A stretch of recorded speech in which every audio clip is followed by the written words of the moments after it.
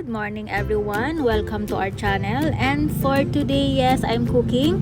Gumawa po ako ng turmeric rice na tanghalian ko ngayon. And gusto ko lang i-share sa inyo, baka sakaling magustuhan nyo and i-try nyo din. And of course, my red juice with cucumber. So, happy watching everyone and happy Monday. Have a nice day! Thank you for watching!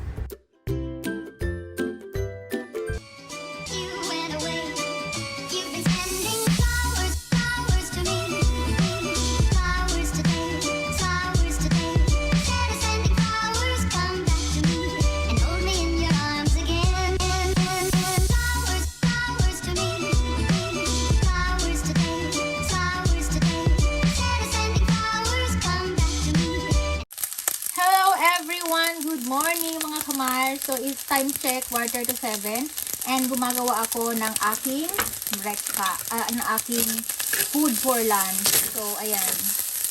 Sinukat ko yung aking kanin doon sa aking sukatan. Yung ang kanin ko ay isang cup lang nung parang pantakal ng bigas sa rice cooker.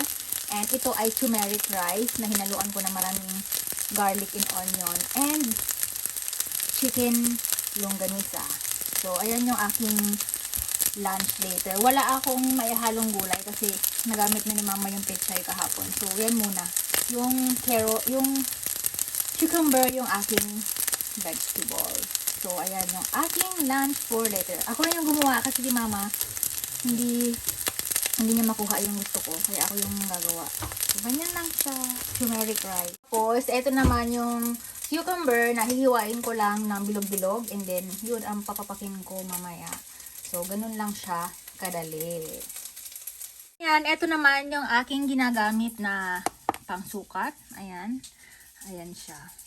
So, nabili ko siya sa online worth of 230 pesos. And dito ko sinusukat yung aking kanin, yung aking mga pagkain. Para nakatrack o calorie deficit ka.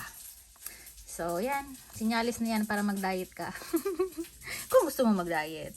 So, ayan. Share ko lang. So, ayan. Ito na yung aking... Ayan. Oh, diba? Ayan yung aking pagkain.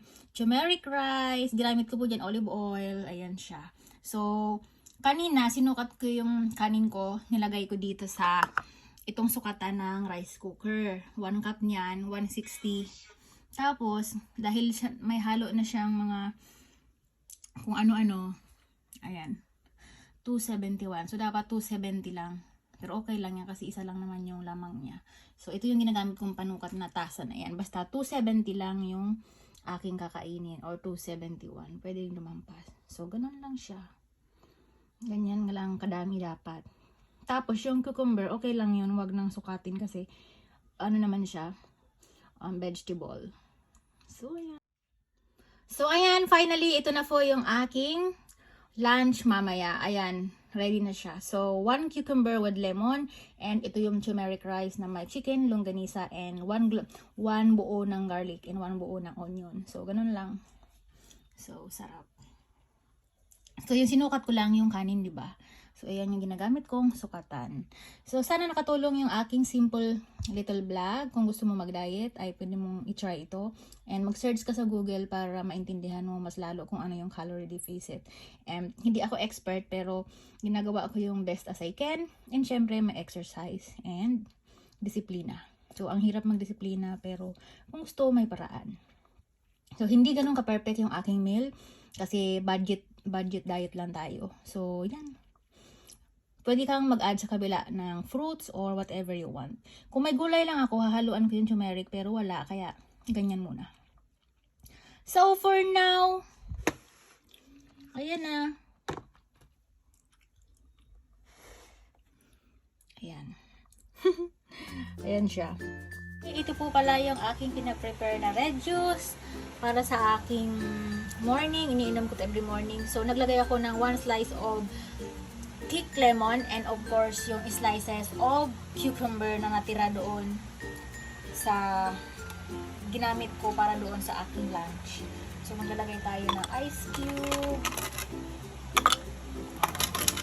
May cucumber siya. First time ko maghalo ng cucumber.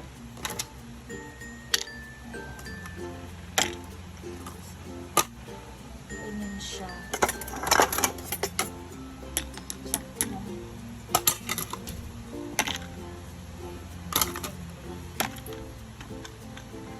Baka hindi na matakpan. Nag-apaw na. So, ayan. Yun lang. Ready na siya. Ayan. Ready na yung aking lunch and red juice. So, paalis na po ako papunta sa shop. So, yeah. Thank you everyone for watching. A few moments later.